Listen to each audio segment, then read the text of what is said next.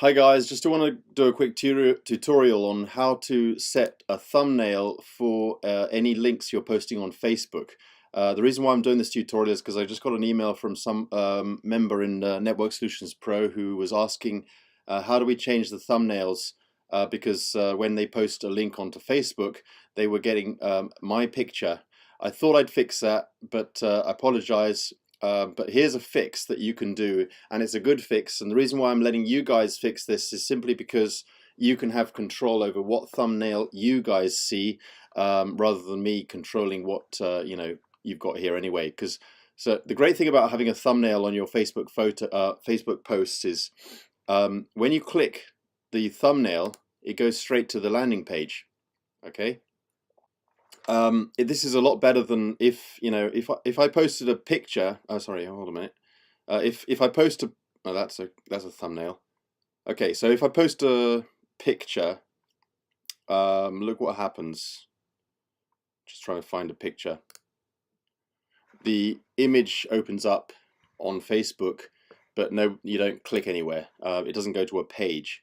You have to figure out where to find your link in your post or whatever. Or this one, for example. So anyway, guys, the advantage of having a thumbnail is that when they click the image straight away, they go straight to your landing page. In fact, what you can do is you can actually edit, and you can actually delete the URL in that post, and then write your post out, hello, click the image or whatever, and then I'm going to save it. Obviously, no one's seeing this. This is just a test. So what I've done is for this test I've only set the privacy so that only I can see this. But when you go ahead and post, you want to make sure that everyone can see it. So as you can see, there's no URL in the post, but when they click it, they go straight to the landing page. And also, I'm going to be showing you a way where you can actually edit the message here as well, so it says whatever you want it to say. Now you can't edit the domain because the page it's clicking to is hosted on Network Solutions Pro. That's why they're seeing networksolutionspro.com. So there's nothing I can do about that, guys. You have Facebook manage that. So anyway, here's how you do it. It's possibly a tiny bit technical for some, but really it's just copy and paste. I've got a nice bit of HTML code here. You don't have to understand what it means. I'll put it in the comment section, or just join if you're watching this video outside Network Solutions Pro. Just join Network Solutions Pro, go into the group, and you'll be able to see this tutorial, or ask me where the code is or whatever. But basically, here's the code. So what I've done is the first line here, I've put the title, okay, join FutureNet or whatever. You can put in whatever you want, don't make it too long. Here is the actual image URL of the thumbnail. This goes straight to this thumbnail here, okay. You can put in whatever image you want, but I advise to keep it at 450 pixels by 235. You can edit on most image editors.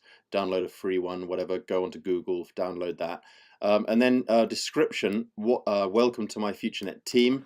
That's what you see here. Welcome to my FutureNet team, and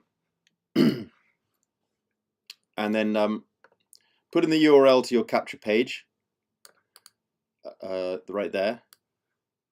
I'm not sure how important it is exactly, but just put that in there, and then you can leave the bottom one, just leave it as it is, and then what you need to do is you need to put that into the header section of your HTML page. Now if you're in Network Solutions Pro, go to the back office, and then when you logged in, go to system capture pages, or if you're a free user, you go to my websites. You should see somewhere here it says my websites, but go to your websites, and for this demonstration what I'm doing is I'm just going to the published pages section, and I'm using this particular capture page. So what you do is you edit any of these pages you want. You can edit them. Okay, so I've done this one already, and I've already added in your case you're not going to see any code in here, but all members are able to see this little box here in your edit pages. So for most members by default, there's actually going to be nothing in here. There's going to be no code in here. But what you need to do is you need to paste that code into there and simply click save. Okay, and then you know, you can preview it, but it's going to stay. You're not going to see any changes on the page itself. But what you need to do is what you need to do, guys, is you need to go to this website. Hold on a minute. Let me I'm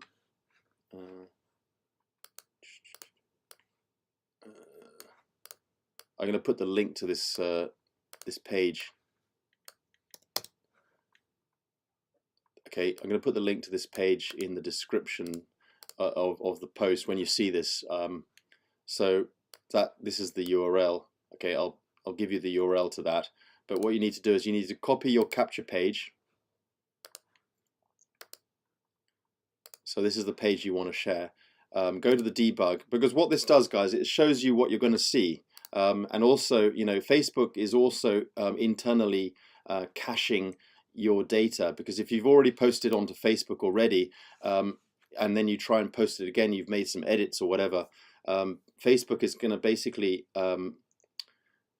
it's going to basically scrape the data, and you're going to be able to delete your cache from Facebook server. So you can debug it. I know it sounds complicated, but just ignore some of the warnings here. I'm trying to fix those, but there's no real issue there. You can re-scrape. You might need to scrape a few times if you just made some changes or edits, but you need to scrape it a few times just so you can get the updates. And yeah, it's now been updated. So this is what you're gonna see a preview like this. So once you've basically scraped it, what this does, if this is the first time you've shared out a page on Facebook, you don't even need to go to this URL at all. What this does is it just clears the cache, okay, on Facebook.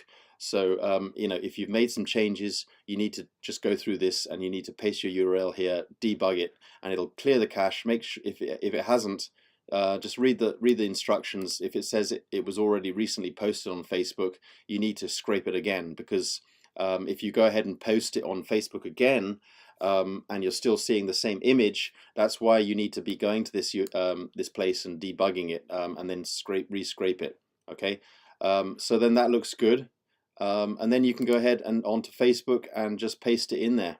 You can do a test if you like. Open it up, and where it says privacy or whatever, you can just click to only me, so that only you see it as a demo. So that you can see how it looks as a test, and then when you're happy with it, you can set the privacy to public or whatever. It's up to you. But when you post it, the URL, this is the previews that's going to come up, and you're going to get your information here. Okay, so when they click this, they'll go to your page, because all the information that you've put in here will allow them to go to your page. Okay, so the image, the description, the title, and make sure that this image, for best, to make it look good, make sure. I've just done a little research on Google, and it shows that thumbnails best size would be 450 pixels by 235. So use a free image editor just to change any photo you like, and then just upload it onto a free image hosting, whatever. And something like, I don't know, there's loads of them. Just go onto Google and find somewhere where you can upload images for free and stuff, and then post your image onto here. Okay, so anyway, hope this tutorial was useful. Somebody was asking about this, and I just wanted to give you guys the opportunity. I thought I'd fixed it, but it's good to allow you guys to have the flexibility of as to what you're showing on your Facebook, and it makes it look a little bit more professional. Okay, anyway, thanks for watching. See you in the next tutorial. Bye for now.